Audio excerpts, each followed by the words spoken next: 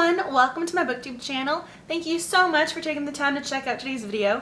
I really appreciate it. Welcome to Books in My Heart. I'm Angela. When I first began this booktube journey, one of my first videos was about bad books. Over the years, I have had quite a few assigned reading books to complete. When you do not have a say in the book that you need to read, sometimes it can be a struggle to finish. If a book is assigned to you, chances are it might not be in your particular genre of interest. There have been some classic pieces of literature that I just did not want to finish reading. For me, if it is a stream of consciousness narrative, I am going to struggle. And I don't mean struggle to understand, I mean struggle to finish. If it is a stream of consciousness, I am going to be consistently putting that book down. But I do have a few pieces of advice to get you through bad books. Because if you are an avid reader, chances are you are not going to enjoy every book you come across. If a book is assigned to you and you need to finish it, these tips might be of use to you. So I wanted to create this video on how to read and finish a bad book. My first piece of advice is to make your reading environment as comfortable as possible. If you've just had a really long day at school or work and you get on a crowded bus or train or something to get home and you open this book, chances are you're going to resent this particular book even more. In this instance, knowing how you enjoy reading is really important. If you enjoy reading at night with a hot cup of green tea next to you, do it. If sitting on the couch with music playing in the background is your go-to reading experience, try it. For a book you are not enjoying, a comfortable atmosphere can be really impactful. If you are not enjoying a book, create the most comfortable environment you possibly can. My next piece of advice is to treat yourself. Or as Donna and Tom from Parks and Recreation would say, treat yourself. If you have a sweet tooth, maybe have a Hershey Kiss at the end of each chapter.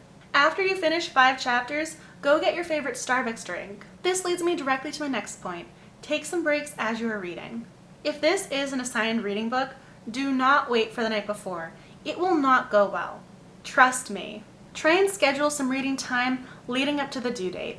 It will be so much better to read it in small increments rather than try and read a bad book all at once, because you will be so upset reading, it'll be very difficult to concentrate.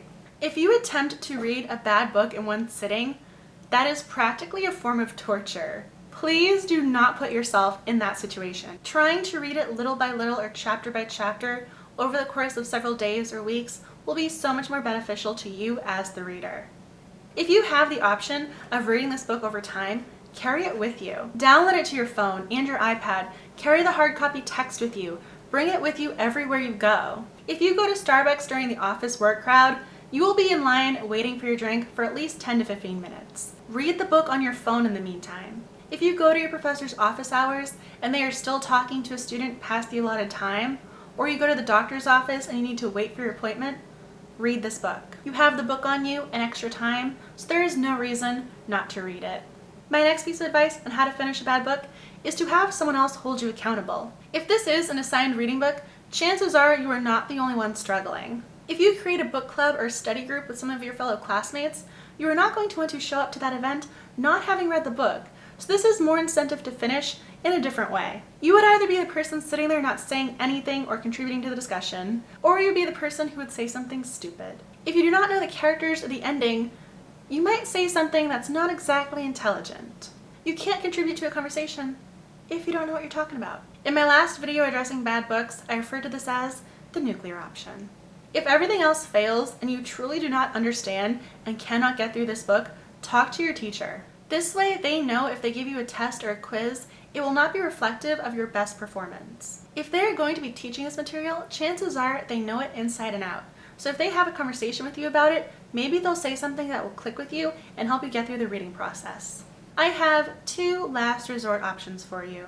One is the movie adaptation or the TV adaptation, because if you have reached this level of desperation, it is probably an assigned reading book of some classic text that you would not have chosen otherwise.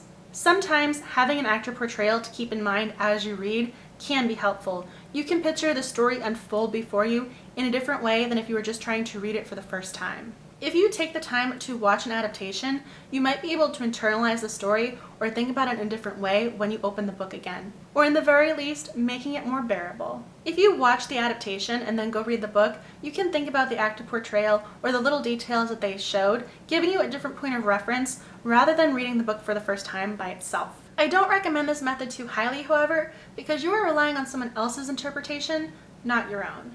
My next last resort option would be the audiobook. There are some drawbacks to using the audiobook, however. Writers use punctuation not just for grammatical purposes. F. Scott Fitzgerald used dashes for a reason. If you rely on the audiobook alone, you might not notice that. If you have other methods for reading bad books, tell me about them down below. I have 2 more years left before I earn my PhD, so I might actually need some more tips. So any additional tips you have, please let me know. If you found this video helpful, be sure to give it a thumbs up. I post a new video every Friday, so make sure you subscribe to my channel. Thank you so much for watching, and have an amazing reading day. And good luck with your bad books.